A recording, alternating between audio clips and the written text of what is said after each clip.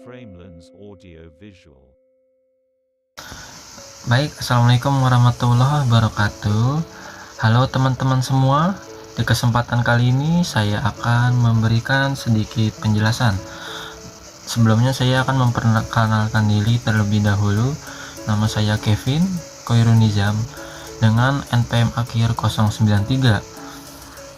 Nah, di sini saya akan memberikan sedikit penjelasan tentang filsafat ilmu dalam desain. Filsafat ilmu dalam desain memiliki 3 cabang ya, di mana ada ontologi desain, epistemologi desain, dan aksiologi desain. Nah, pada aksiologi ini terdapat 2 hal. Dia mencakup nilai etika pada desain dan estetika pada desain. Baik, kita mulai saja. Kita bahas terlebih dahulu tentang ontologi desain. Baik, ontologi berasal dari kata Yunani yang dijabarkan dari kata onto dan logo, di mana onto itu memiliki arti panah, sedangkan logo itu ilmu pengetahuan. Apakah ya? Dalam konteks filsafat ilmu desain, berarti ontologi pada desain itu mengkaji apa yang ada dalam ranah desain, baik dari sisi proses maupun dari segi bagaimana desain hadir sebagai bagian dari realitas sosial dan budaya. Desain sebagai proses atau merancang. Desain itu dipahami sebagai aktivitas untuk mengubah kebutuhan menjadi sebuah solusi. Dalam proses ini terdapat 2 aspek penting, yaitu proses kreatif dan proses ekonomis atau fungsional. Proses kreatif itu mengubah atau menciptakan sesuatu yang baru, nah seperti berinovasi gitu ya. Untuk fungsi ekonomis dan fungsional itu memenuhi kebutuhan tertentu kepada calon konsumen penikmat desain itu sendiri. Ini yang membedakan dari seni murni ya. Desain dan seni itu memiliki perbedaan. Desain tidak hanya sebagai bentuk nilai estetika, melainkan sebuah hal yang memiliki fungsi atau tujuan tertentu. Desain diciptakan tidak secara cuma-cuma, tentu saja ada sebuah tujuannya tersendiri. Desain tidak hanya menghasilkan benda ya, tapi benda itu ya dirancang secara sengaja untuk memenuhi kebutuhan, seperti fungsinya untuk apa gitu. Maka sebuah benda desain bukan hanya objek material, tapi juga objek material sosial, di mana sebuah benda yang bermanfaat untuk sosial juga, dari hasil negosiasi antara kebutuhan antara berbagai pihak, misalnya produsen ataupun desainer, konsumen dan sebagainya. Contohnya seperti contoh kita memiliki analoginya, seperti kita memiliki produk makanan sehat. Nah, kita mempunyai produk makanan sehat, lalu makanan sehat itu memiliki inisial K ya. Jadi ada sebuah konsumen yang ingin mempunyai kebutuhan makanan yang menyehatkan. Tentu saja sebuah desainer harus membuat sesuai kebutuhan konsumen tersebut, di mana sebuah desainer membuat sebuah media promosi di mana dia akan menjelaskan tentang keunggulan produk yang telah saya buat itu. Nah, di sini bisa kita jabarkan, bisa kita simpulkan, sebuah desainer ini sebagai jembatan untuk mengkomunikasikan antara produk saya kepada konsumen. Nah, sehingga ontologi ilmu desain yaitu kajian mengenai hakikat keberadaan desain. Ya, seperti yang saya bilang tadi, proses kreatif dan ekonomis. Dengan kata lain, desain bukan sekedar objek visual atau estetik, tapi sebuah entitas hidup dalam jaringan sosial, budaya, dan kebutuhan manusia lainnya. Oke, selanjutnya ada epistemologi ilmu desain. Hubungan ilmu desain dengan disiplin lain menunjukkan bahwa ilmu desain berada di titik temu antara berbagai macam bidang pembelajaran ataupun cabang keilmuan, yaitu ada hubungan mana, ilmu sosial, ilmu alam, matematika, bahkan teknik pun juga ada ya, dan seni dan estetika. Ilmu desain adalah medan multidisipliner yang menjembatani eksplorasi estetik dan ekspresif, pemaknaan budaya dan simbolik, interaksi manusia dan dinamika sosial, logika dan struktur matematis, prinsip dan teknis performatif, dan pemahaman ilmiah terhadap materi dan persepsi. Nah, itu semua mencakup pada bidang seni, humaniora, ilmu sosial, matematika, teknik, hingga ilmu alam. Inilah yang membuat desain itu unik, tidak hidup dalam satu kehidupan saja ya. Desain adalah jembatan antara masyarakat luas. Dan justru dari desain ini, dari persilangan ini tuh muncul sebuah solusi yang memiliki fungsional sekaligus memiliki makna tersendiri.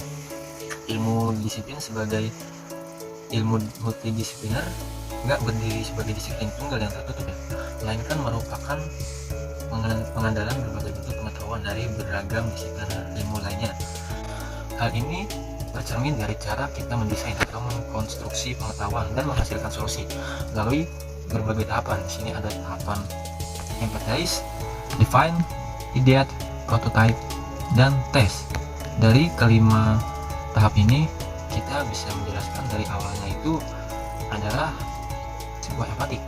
Ilmu desainer pada empatik ini kita dituntut untuk berempati dengan pengguna melalui observasi, interaksi, dan keterlibatan langsung terhadap calon konsumen, dimana sebuah hal apa yang mereka butuhkan, apa yang mereka inginkan tidak seharusnya sama dengan apa yang kita pikirkan. Maka dari itu kita harus melakukan konsultasi terlebih dahulu. Berbeda dari sains tradisional yang cenderung objektif memisahkan subjek dan objek, berbeda dengan ilmu desain empatis ini, kita harus memahami terlebih dahulu apa yang dibutuhkan oleh si konsumen itu. Lalu di sini kita akan mendefinisikan sebuah hal apa yang ada di pikiran kita. Kita mungkin memiliki suatu ide, lalu kita dari konsultasi tadi kita akan memberikan sebuah saran ataupun ya problem solving gitu lah ya. Sekaligus kita melibatkan komunikasi dan diskusi. Nah, di sini kita akan melanjutkan sebuah proses ide. Jadi sebuah desainer itu mengeksplorasi solusi melalui brainstorming, riset, dan diskusi yang tadi menggunakan seperti metode wawancara tadi. Disinilah riset ilmiah, metodologi kualitatif dan kuantitatif, serta teori kreativitas dan inovasi itu bekerja. Selanjutnya setelah itu kita akan membuat prototype. Prototype ini tentu saja bukan barang jadi ya, ini seperti barang hasil uji coba. Jadi desainer itu membuat sebuah rupa dari solusi yang tadi dirancang itu, menguji solusi secara praktis apakah itu efektif ataupun berfungsi, dan tidak bukan hanya sebuah teoritis. Melibatkan ilmu teknik. Nah, praktis ini pembuatan prototipe ini tentu saja melibatkan ilmu teknik, ekonomi, material, serta filsafat reflektif. Setelah prototipe itu jadi, ada yang namanya pendekatan eksperimental atau trial and error. Setelah prototipe itu jadi, desainer melakukan uji coba untuk melihat apakah benda yang kita buat itu memiliki efektivitas yang tinggi atau memecahkan sebuah solusi. Nah, pada metode trial and error ini kita akan menghimpun sebuah kilas balik dari pengguna ataupun ya masyarakat, apakah ini cocok untuk sebuah tujuan yang tadi dia inginkan ataupun belum. Kalau belum, kita bisa melakukan sebuah revisi desain dari prototipe yang telah kita buat tadi. Disinilah ilmu eksperimen, statistik, UX, dan evaluasi kinerja menjadi penting. Oke, yang terakhir kita akan membahas tentang aksiologi ilmu desain, di mana aksiologi itu memiliki dua hal ya, yaitu etika dan estetika. Nilai etika itu adalah sebuah makna yang nilai yang mengacu pada moral, sedangkan estetika nilai yang mengacu pada keindahan. Untuk etika dalam ilmu desain itu ada tiga hal utama yang perlu kita perhatikan ya, yaitu value laden artifact, di mana artefak sebagai wahana nilai. Desain bukan sekedar membuat objek saja, tapi menghasilkan artefak ataupun sebuah benda hasil atau sebuah rancangan yang memiliki nilai moral. Artinya sebuah karya desain itu membawa muatan moral, budaya, dan ideologis. Dalam penggunaannya pun artefak desain membentuk atau mengarahkan, bahkan memaksakan nilai-nilai tertentu dalam kehidupan sosial. Seperti contoh desain iklan atau kemasan tidak netral, ia bisa memperkuat suatu pihak, memanipulasi persepsi, bahkan justru menyuarakan keadilan sosial. Nah, yang kedua, hierarki nilai dalam kebudayaan. Desain selalu berada dalam konteks kebudayaan, dan setiap kebudayaan memiliki sistem nilai yang bertingkat atau hierarkis. Maka desainer perlu peka bahwa dalam sistem sosial tidak semua nilai bisa diposisikan setara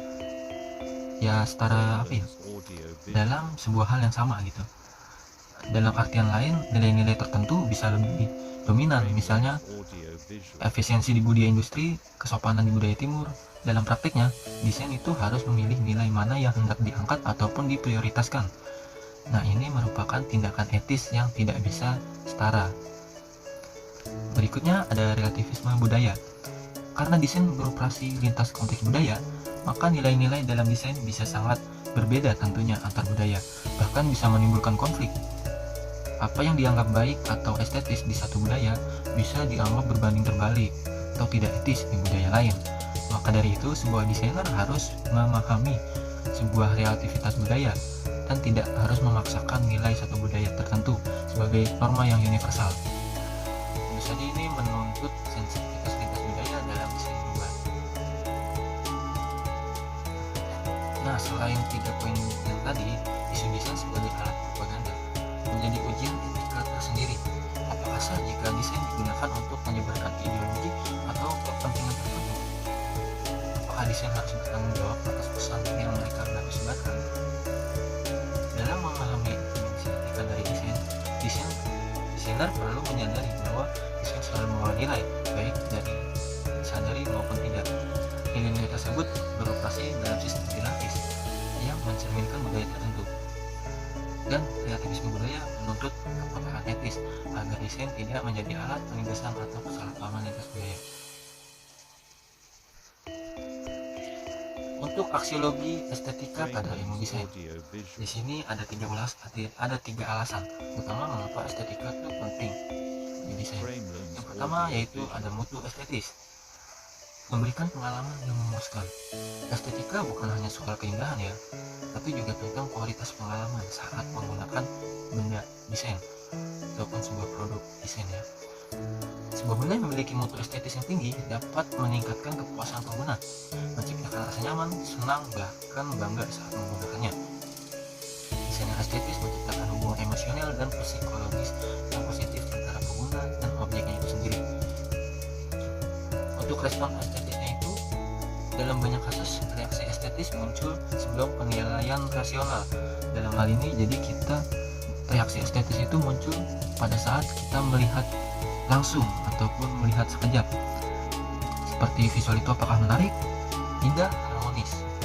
Tentu saja ini memiliki arti estetika yang sangat penting dalam menciptakan daya tarik awal yang bisa menentukan apakah seorang ini akan melanjutkan interaksi terhadap sebuah toko ini ataupun tidak. Lalu untuk melihat keindahan itu memberikan arti mengisyaratkan kualitas. Dalam banyak konteks ya, keindahan itu bisa dibilang sebagai indikator mutu, bahwa jika suatu tampak rapi, proporsional, atau proper, maka ia juga diasosiasikan sebagai kualitas yang baik. Desain yang indah bisa menciptakan kesan profesional, dapat dipercaya, dan memiliki kualitas yang jauh lebih tinggi. Bahkan dia sebelum menggunakan fungsinya, dia melihat dari segi estetika itu sendiri. Tentu saja estetika penting dalam ilmu desain karena nilai estetika itu meningkatkan kualitas pengalaman pengguna, menjadi respon awal yang menentukan daya tarik desain, dan yang terakhir membentuk persepsi terhadap kualitas objek bahkan sebelum dia menggunakan objeknya itu sendiri. Estetika dalam desain bukan sekedar pemanis ya, tapi juga bagian dari fungsi, makna, dan pengalaman. Oke, dari saya cukup itu saja. Semoga bermanfaat bagi teman-teman semua. Semoga teman-teman bisa memahami apa yang telah saya jelaskan tadi. Sekian, terima kasih. Assalamualaikum warahmatullahi wabarakatuh. Selamat